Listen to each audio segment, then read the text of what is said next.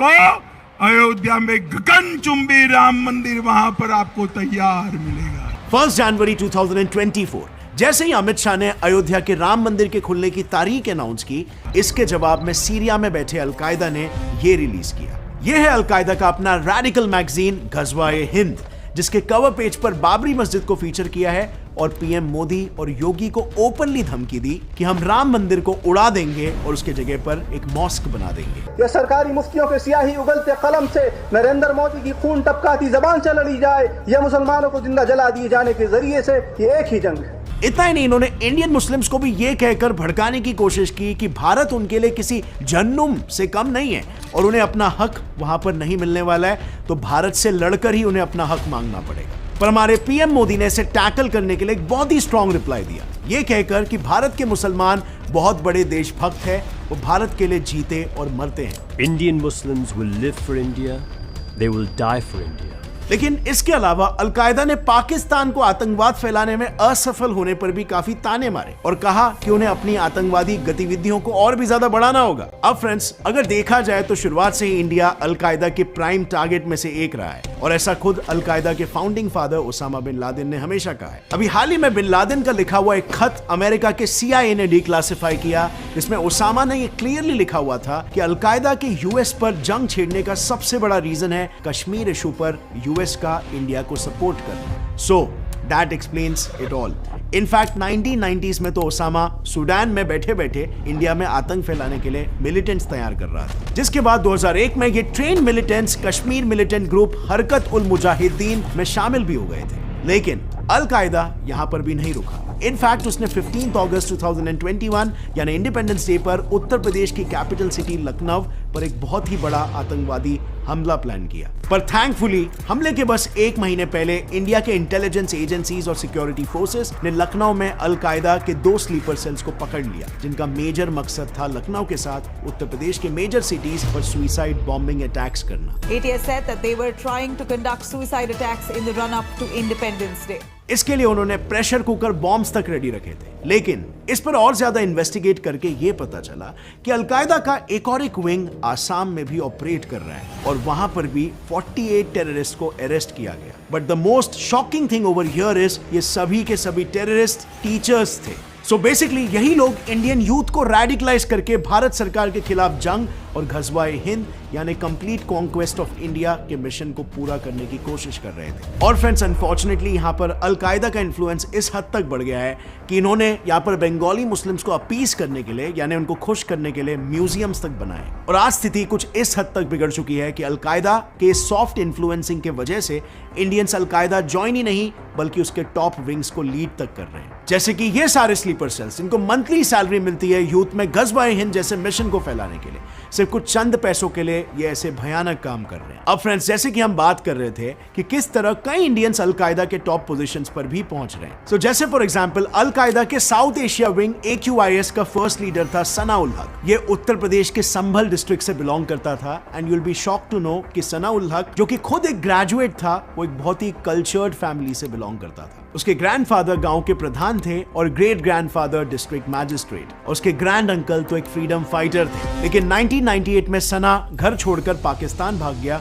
वहां कुछ साल वो टेररिज्म से रिलेटेड काफी सारे लिटरेचर को पाश्तो भाषा से उर्दू में ट्रांसलेट करता था। फिर वहां से वो अफगानिस्तान गया, जहां ओसामा ने उसके काम से खुश होकर उसे अलकायदा के प्रोपेगेंडा सेल में एक पोजीशन दे दी। इस सेल में रहकर उसने 4 किताबें लिखी एंड देन कुछ ही महीने में उसे AQIS का लीडर बना दिया गया। लेकिन हाल ही में हुए US एयर स्ट्राइक में ये अफगानिस्तान में मारा गया। बट सोचने वाली बात यह है कि अलकायदा का प्रोपेगेंडा इन एजुकेटेड इंडियंस तक पहुंचाया कैसे जाता है? वेल, इसका एक जरिया है social media. Yes, al Qaeda social media पर अपना रिक्रूटमेंट प्रोसेस भी चलाता है और इस ऑपरेशन का भी चीफ एक इंडियन ही है। उसका नाम है फरहतुल्ला घौरी। इसे आप एक तरह से अलकायदा का सोशल मीडिया मैनेजर समझ लो। ये साउथ एशिया से अलकायदा और लश्कर तैयबा के लिए रिक्रूट्स को ढूंढता है और फिर इन न्यू रिक्रूट्स की टेरर कैंप्स तक की जर्नी को भी फंड करता है। कैन यू इमेजिन, ये पिछले 30 सालों से अलकायदा के लिए काम कर रहा है, लेकिन आज तक एक भी इंटेलिजेंस एजेंसी के पास इसकी एक भी फोटो नहीं है। इनफैक्ट डिड यू नो, अब तो इंटरनेशनली भी अलकायदा की पोजीशन इतनी स्ट्रांग हो चुकी है कि अलकायदा के ये टेररिस्ट रशिया यूक्रेन वॉर में रशिया के अगेंस्ट लड़ भी रहे हैं। This is true. नेटो ने हर एक टेररिस्ट को $1200 से $1500 यानी अराउंड 1 लाख रुपए पर रिक्रूट करके रखा है उनके साइड से जंग लड़ने के लिए। सो बेसिकली इससे मेरा पॉइंट ये है कि it's high time that India should start to retaliate. As a matter of fact हम कर भी रहे हैं। हमने हाल ही में MQ-9 रीपर ड्रोन को खरीदा है। सो बात ये है ना, 2022 में अमेरिकन आर्मी ने अलकायदा चीफ को मार गिराया, लेकिन ये किलिंग स्टाइल बहुत ही इंटरेस्टिंग थी। ज़वाहिरी कैजुअली अपने बालकनी में खड़ा था जब ड्रोन्स ने उस पर एक सटीक निशाना साध कर उसे मार डाला। ये निशाना इतना सटीक था कि उसके आसपास उसके फैमिली मेंबर्स भी मौजूद थे, लेकिन वो बिल्कुल अनहार्म्ड बच निकले। और ये सब हो कैसे पाया? All because of MQ-9 reaper drone, जो अभी फॉर्चुनेटली भारत के पास आ चुका है। बट बिना वेपन्स के भी इंडिया की इंटेलिजेंस ने अलकायदा के मंसूबों को अंजाम देने से रोक रखा है। हाल ही में अलकायदा तो भारत में एक प्लेन क्रैश करवाने वाला था। प्लान बिल्कुल तैयार था, काठमांडू एयरपोर्ट से कोई फ्लाइट को हाईजैक करके उसे दिल्ली के किसी इंपॉर्टेंट बिल्डिंग पर क्रैश लैंडिंग करा देना। लेकिन अगेन राइट टाइम पर इंडियन अथॉरिटीज को इसकी खबर मिली और उन्होंने नेपाल को अलर्ट कर दिया, जिससे पूरे काठमांडू एयरपोर्ट को हाई अलर्ट पर डाल दिया गया और ये हमला टल गया। बट फ्रेंड्स, जहां तक अभी राम मंदिर को लेकर दी हुई धमकियों का सवाल है, ये पहली बार नहीं है जब ऐसा हुआ हो। ये एक्चुअली अलकायदा की काफी पुरानी आदत है। जैसे जरा ये सुनो। चार्ली एब्डो एक ही जंग है, ख्वाह ड्रोन से लड़ी जाए या चार्ली एब्डो के कलम से, IMF और आलमी बैंक की पॉलिसियों के जरिए लड़ी जाए या अक़वाम मुत्तहिदा के कुफरिया चार्टर को मुस्लिम ममालिक पर मुसल्लत करके कैरी लॉगर बिल के जरिए लड़ी जाए या सरकारी मुफ्तियों के सियाही उगलते कलम से, नरेंद्र मोदी की खून टपकाती जबान से लड़ी जाए या मुसलमानों को जिंदा जला दिए जाने के जरिए से, ये एक ही जंग है।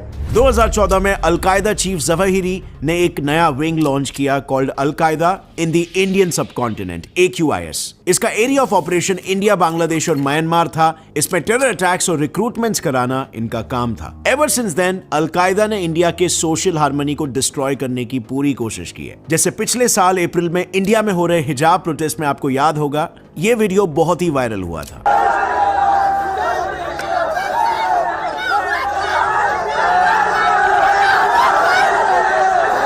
एक वीडियो जारी करके इस लड़की को आर ब्रेव मुजाहिद सिस्टर बुलाया है और इसकी तारीफ में कविता भी लिखी थी। इन प्रोटेस्ट के बारे में कर्नाटका हाई कोर्ट ने यह कहा था कि ये कोई ऑर्डिनरी बात नहीं है कि बच्चे इस तरह के वेनमस प्रोटेस्ट कर रहे हैं। इस पूरे मुद्दे पर कर्नाटका की सरकार ने यह सवाल उठाया कि इसमें डेफिनेटली कोई ना कोई बाहरी अनसीन पावर्स का हाथ जरूर है, एंड नो प्राइजेस फॉर गेसिंग वो ऑर्गेनाइजेशन कौन है। लेकिन जून 2022 को अलकायदा ने तो सीधा सुसाइड अटैक्स की धमकी दी थी और उसके टारगेट्स थे गुजरात, यूपी, मुंबई और दिल्ली। एंड माइंड यू, ऐसा पहली बार हुआ है कि अलकायदा ने जगहों के नाम स्पेसिफाई किए। वेल, ये सब हुआ था BJP spokes person Nupur Sharma के बयान पर। उन्होंने लिटरली जंग का ऐलान कर दिया था। उन्होंने ये तक कहा कि हम अपने बच्चों की बॉडीज पर एक्सप्लोजिव्स बांधकर यहाँ पर अटैक्स करवाएंगे। वेल, गवर्नमेंट ने तो तुरंत इन सिटीज और स्टेट्स को हाई अलर्ट पर डाल दिया और शायद उसी वजह से ऐसा कोई हमला नहीं हुआ। अब अलकायदा के इन साजिशों के जवाब में इंडिया के union minister Mukhtar Abbas Naqvi,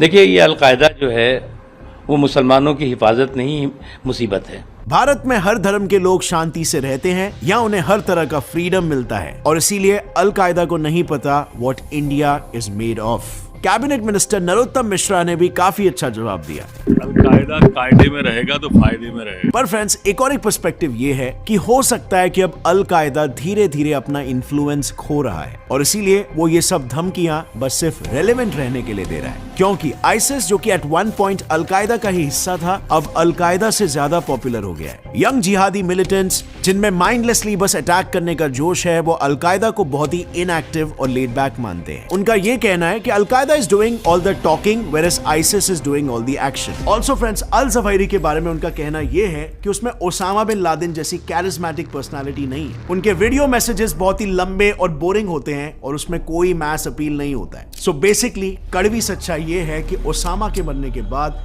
al Qaeda काफी वीक हो गया है। और अगर इस वीडियो से आपको कुछ भी नया सीखने मिला, एक लाइक जरूर ठोकना। See you next time friends. Till then, as always, stay curious.